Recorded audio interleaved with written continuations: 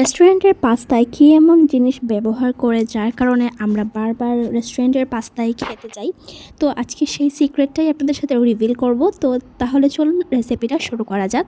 তো ফার্স্টে আমি একটু বাটার দিয়ে আমি বাটারটাকে একদম গলিয়ে নিয়েছি। চাইলে আপনারা এখানে তেলও ইউজ করতে পারেন। তারপর আমি এখানে দিয়ে দিয়েছি পেঁয়াজ কুচি আর কাঁচামরিচ কুচি। তারপর আমি এখানে দিয়ে দিয়েছি 2টা ডিম। এখন এই ডিমগুলোকে আমি স্ক্রাম্বল করে নেব। আপনারা স্ক্রাম্বল করার সময় খুব বেশি ডিমগুলোকে ঝুরি ঝুরি করে ফেলবেন না, একটু বড় বড় রাখবেন, তাহলে হচ্ছে এটা বাইটে পড়লে খুবই মজা লাগে। তারপর যখন আমার ডিমটা স্ক্রাম্বল করা হয়ে যাবে তখন আমি সেদ্ধ করা পাস্তাটা দিয়ে দেবো। আর পাস্তাটা সেদ্ধ করার সময় আমি কি করেছিলাম, একটু তেল দিয়েছিলাম যেটা পাস্তাটা ঝরঝরে থাকে। দেখতে পাচ্ছেন কত সুন্দর ঝরঝরেই রয়েছে আমার পাস্তাটা।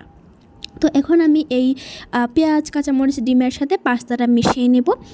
আর এখানে আমি অ্যাড করছি হচ্ছে সয়া সস। এখানে আমি ডার্ক সয়া সসটা ইউজ করছি, আপনারা চাইলে লাইটটাও ইউজ করতে পারেন। আর যেটা হচ্ছে সিক্রেট সেটা হচ্ছে অরিগ্যানো। আমরা জানি হচ্ছে অরিগ্যানো হচ্ছে শুধুমাত্র পিৎজাতে দেওয়া যায়, বাট এটা যে হচ্ছে পাস্তাতে দিলে এত সুন্দর ফ্লেভার হয় সেটা আপনারা যদি না দেন তাহলে আসলে বুঝবেনই না। তো এই যে দেখতে পাচ্ছেন আমার পাস্তাটা রেডি হয়ে গিয়েছে। এবার মজা করে খাওয়ার পালা। আর দ্যাটস ইট, আর কিছুই কিন্তু আমি করিনি। আপনারা চাইলে এখানে টমেটো পিউরিও ইউজ করতে পারেন, এতেও কিন্তু পাস্তার টেস্টটা আরও সুন্দর আসে। তো এটাই ছিল শর্টকাট একটা পাস্তার রেসিপি। তো চলুন আজকে দেখে নিই কী কী বাজার নিয়ে এসেছে। তো এখানে দেখতে পাচ্ছেন রয়েছে কাঁচা আম আর লেবু। তারপর হচ্ছে এখানে মাছের মধ্যে রয়েছে হচ্ছে ইলিশ মাছ। আর ইলিশ মাছ কিন্তু বাসায় আনলেই একটা সুন্দর ঘ্রাণ আসে।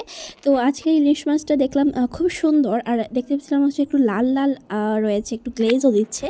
তো এই যে ইলিশ মাছটুকু হচ্ছে একটা হচ্ছে এখন রান্না করা হবে, আর আরেকটা হচ্ছে ফ্রিজে রেখে দেওয়া হবে। তো ওইগুলো তো আমি আপনাদের সাথে শেয়ার করবোই। তারপর আম্মু হচ্ছে দেখাচ্ছিল যে কোনটা কি, দুইটাই ছিল ইলিশ।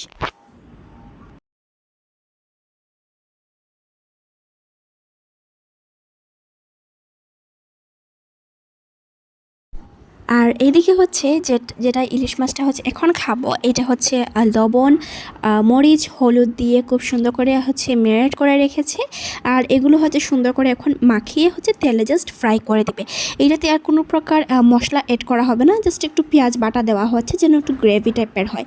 তো এখানে প্যানে তেল দিয়ে দেওয়া হয়েছে। এবার তেলটা গরম হয়ে গেলে মাছের পিসগুলো কিন্তু এখানে দিয়ে দিচ্ছে। আর ইলিশ মাছের এই ভাজিটাই হচ্ছে আমার সবচেয়ে ফেভারিট, মানে ইলিশ মাছ দিয়ে যা রেসিপি করা যায় তার মধ্যে সবচেয়ে ফেভারিট হচ্ছে জাস্ট এই নর্মাল ভাজিটুকু। তারপর আরেকটা মাছ এনেছিল, সেটা হচ্ছে বোয়াল মাছ। তো বোয়াল মাছটাও সুন্দর করে কেটে নিয়েছে। আর বোয়াল মাছের পিসগুলো কিন্তু খুব সুন্দর হয়েছে। আর এগুলো এখন ধুয়ে ফ্রিজে রেখে দিবে, ডিপ ফ্রিজে রেখে দিবে। তো এই তো আপনার সাথে একটা ব্লগ শেয়ার করলাম। আশা করছি আজকের ব্লগটা ভালো লেগেছে। ভালো লাগলে লাইক কমেন্ট শেয়ার করতে ভুলবেন না। আর আমাকে বেশি বেশি সাপোর্ট করবেন। আজকের মতো এখানে বিদায় নিচ্ছি। আল্লাহ হাফিজ, আসসালামু আলাইকুম।